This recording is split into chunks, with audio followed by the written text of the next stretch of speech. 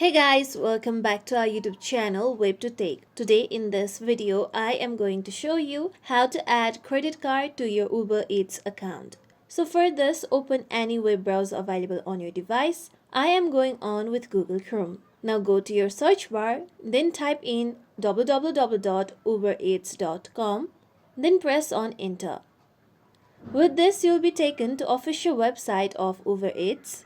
Now, to add credit card to your Uber Eats account, you need to first log into your account. For this, click on login option present on the top right. Now, here you can see you can continue to log in using your email address or phone number, or you can log in through your Google account or your Apple ID, or you can also log in using your QR code. After you get logged in, you can see a navigation menu at the top right. Now click on the navigation menu present on the top right. With this, you can see wallet option. Now click on wallet option. Now here you can see add payment method option. Click on add payment method. After this, you can see different kind of payment method. Now select credit or debit card.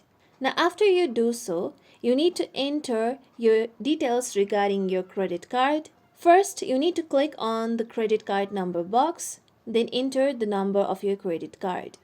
After this, click on expiration date box, then enter the expiration date of your credit card. With this, click on security code box and enter your security code.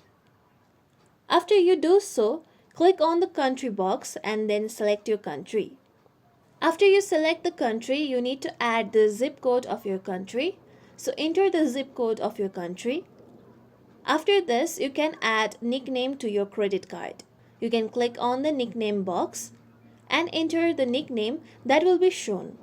Nickname is an optional choice. After you enter all your details, now click on add card option.